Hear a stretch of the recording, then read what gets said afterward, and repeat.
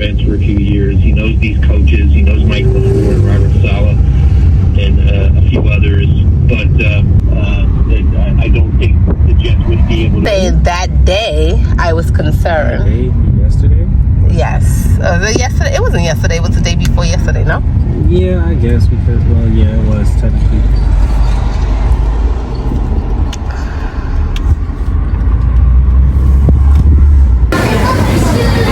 Don't spoil it.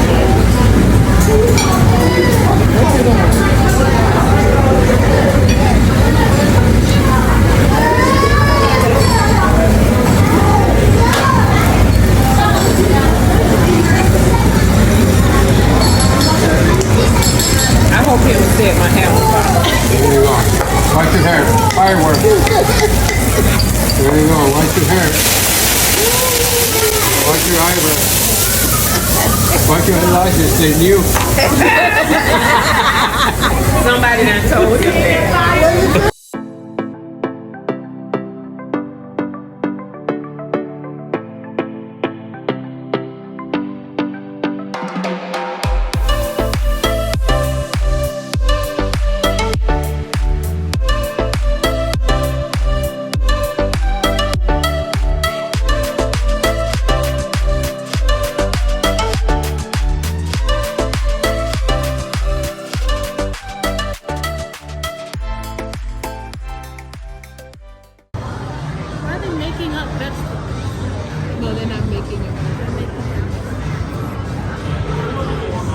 You can't even pronounce that. What is that? Arugula. Now you're making up words. That's not. There's no such thing as arugula. No one's. Right? How would you like it cooked? Well, and everything on it's okay? Yeah, everything is fine. Okay, what would you like to drink?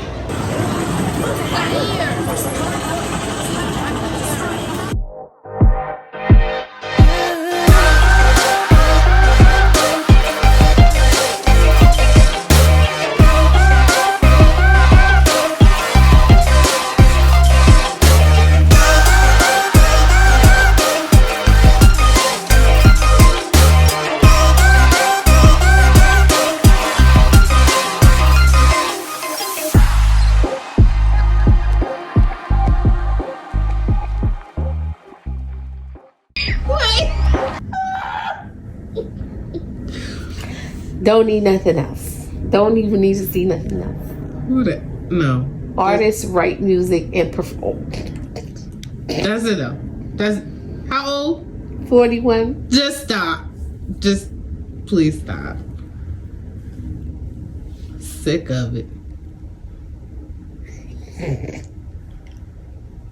Every picture.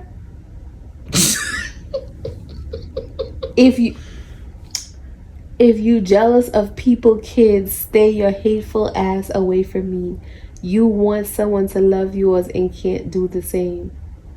If you want somebody to help you take care of your kids when it's supposed to be your custody time, just say that. And how old is he? I think he was 41. Oh, God. If you act like that at 41, shit. Be good to yourself, take care of you, and everything will fall into place. Nope. You know, no right there. D-Lo. No. Looking for friendship. He's a music producer. Doesn't have any kids. Nigga, you got kids, you lying. With holes in it that he don't wore too long. Because that's not distress. That's not how they rip distress jeans. That means your pants just got old and they rip like that. And he wearing a crossbody bag, and you know what it is too? It got the nerve to separate his titties, so his titties popping up. Fitness X. Let's just X you out. Yeah, that's a no. Go to Who Liked Me. Yeah, that's where I was at. Who Liked Me. Grow up.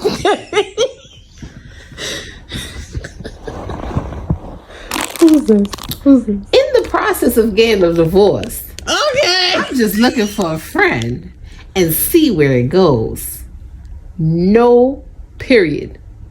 Just a full run-on sentence.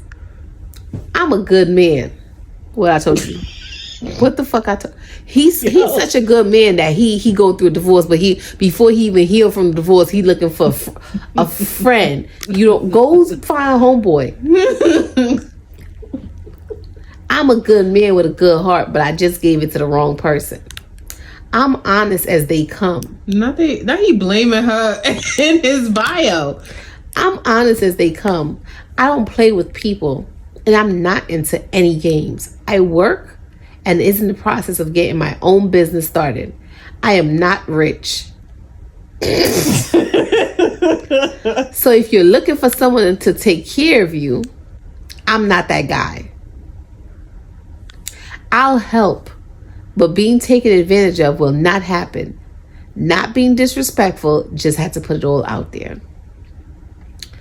AKA, our dates is in my house, in the living room, if he even has his own place. Because she took the house. He's 40. The apartment. Oh my God. It's nasty. I'm not rich. So if you're looking for someone to take care of you, I'm not that guy. But I'll help. He'll help himself move into your shit.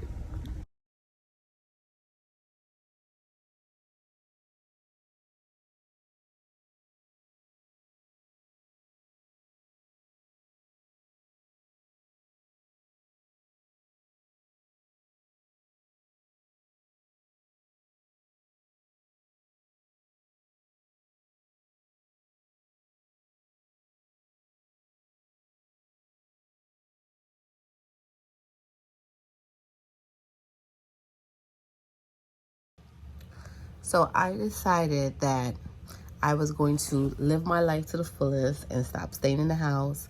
And I was going to take advantage of my youth and vitality and get up, travel, just have experiences instead of like spending the majority of time of my life building memories, things of that nature. So I flew to New York, spent a couple of days there, and then I flew back to Florida, and I decided I'm going to do a road trip to Atlanta because I've always wanted to do a road trip, but I've always been too afraid. So I drive to Atlanta from Fort Lauderdale, and it was about 8 hours, and it was a pretty smooth drive. Now, I'm used to driving to Orlando. So Orlando is like 3 hours from Fort Lauderdale, and it's not that bad of a drive. They have the rest stops are well lit. It's like pretty easy. So I was like, you know what? It's like driving to Orlando twice. And when I lived in New York, I used to drive to Maryland all the time. And if you drive to Ocean City, Maryland, that's about 5 hours from New York. And I would be able to do that in one shot. So I said, you know what? 3 extra hours is not that bad. I'll stop at 4 hours, take a little break, get something to eat, use the restroom, and then I'll drive the rest of the way. So I did that overnight, and it wasn't bad. Like, I got there. I think I left Friday. I started driving at maybe 9 o'clock, like at night, and I got there 6 o'clock in the morning. Right.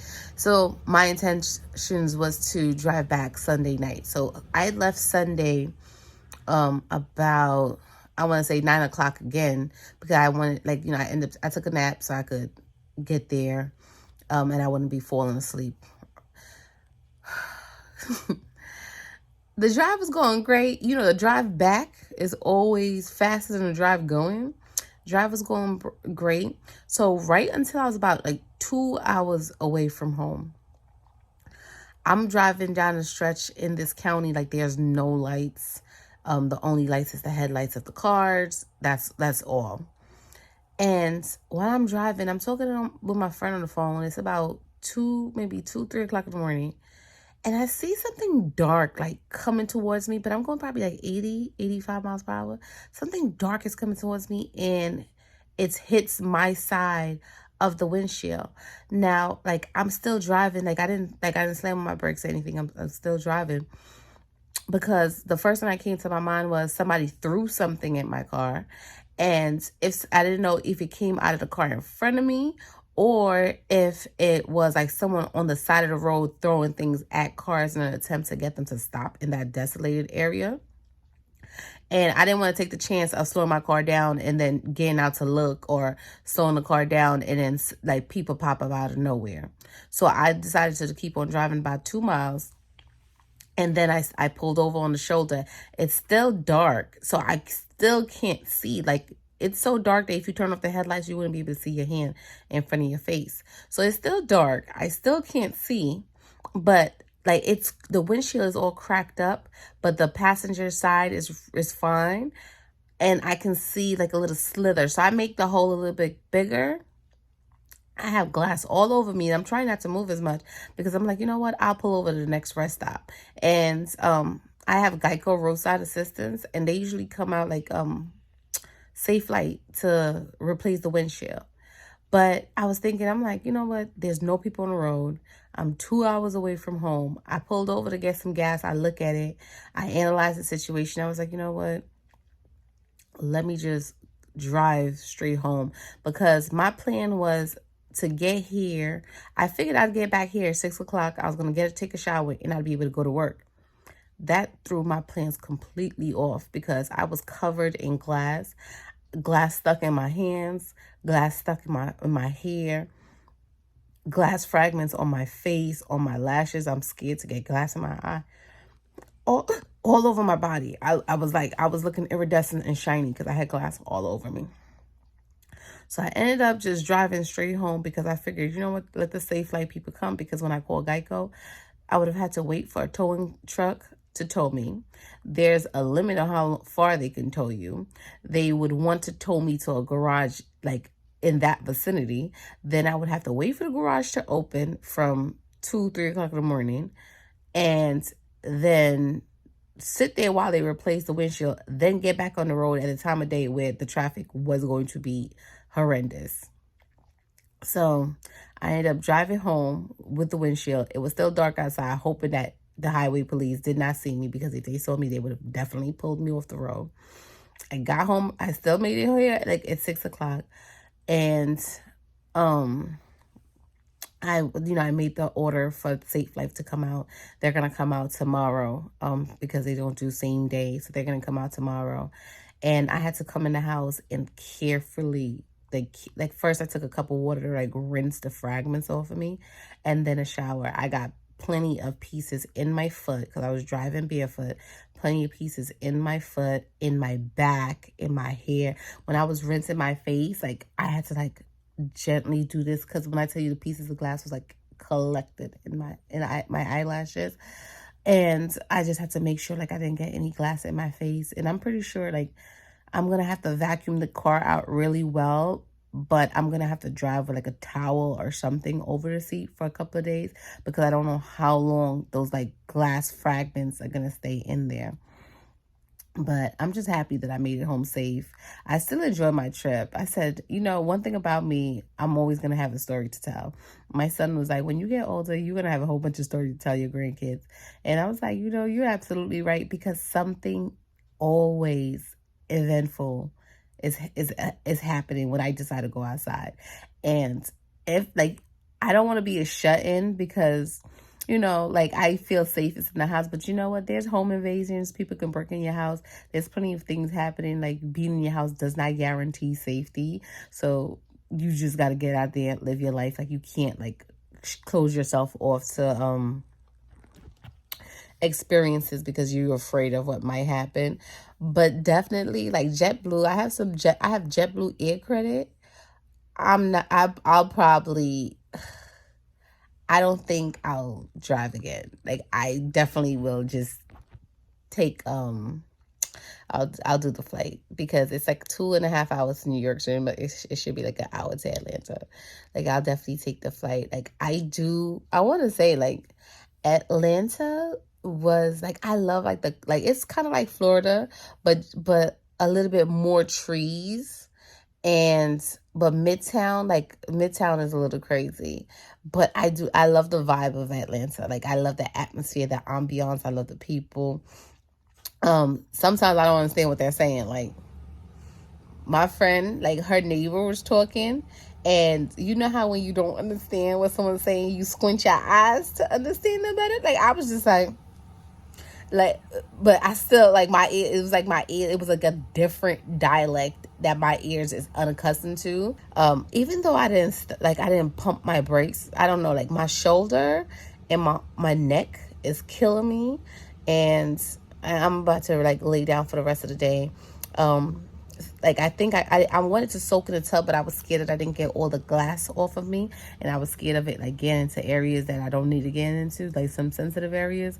So I'm just gonna sit there, rest for the rest of the day with my heating pad, and take it easy, and write a Dear Diary entry to chronicle this adventure, because who else but me would something like this happen to? Didn't even